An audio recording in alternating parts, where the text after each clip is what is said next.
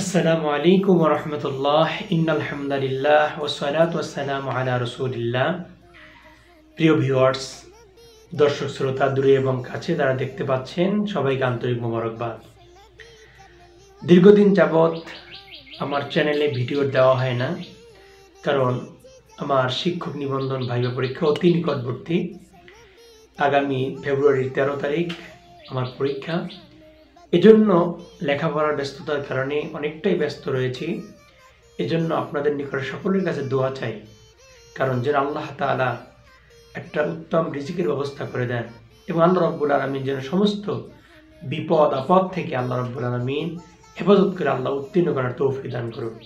কারণ এক মুমিন আর এক মুমিনের জন্য দোয়া করলে আল্লাহ তাআলা তা কবুল করেন এবং সেটা আল্লাহ রাব্বুল আলামিনের কাছে গৃহীত হয়ে যায়।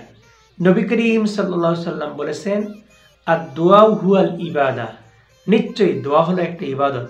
আদ-দুআ হুয়া মুখুল ইবাদ, বান্দা যদি আল্লাহর কাছে দোয়া করে, ইবাদতের মগজ হলো দোয়া।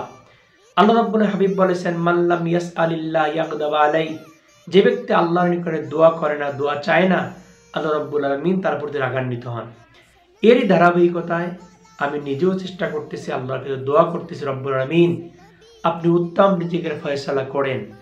এবং আপনারা যারা রয়েছেন আমার দর্শক শ্রোতা, আপনারা অন্তর থেকে দোয়া করবেন যেন আল্লাহ রাব্বুল আলামিন একটু উত্তম রিজিকের ফয়সালা করেন এবং ইহকাল পরকালে যেন আল্লাহ ঈমান আমল সহিত জীবনের শেষ বিন্দু পর্যন্ত থাকার আল্লাহ তৌফিক দান করেন।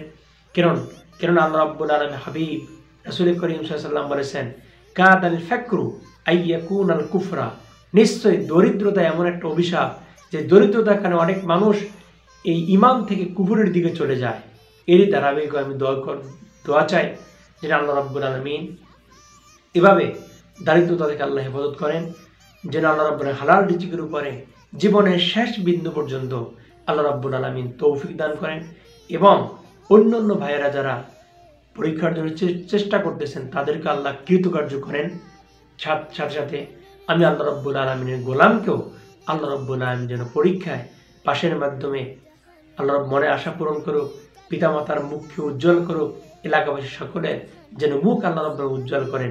এই নিমিত্তে সকলের নিকটে আকুল আবেদন, দোয়ার আরজি, দোয়ার আবেদন, আল্লাহ তাআলা যেন আল্লাহ রাব্বুল আলামিনের এই গোলামের মনের বাসনাকে, মনের আশাকে, মনের তামান্নাকে আল্লাহ রাব্বুল আলামিন যথোপযুক্তভাবে কবুল ও মঞ্জুর করুন।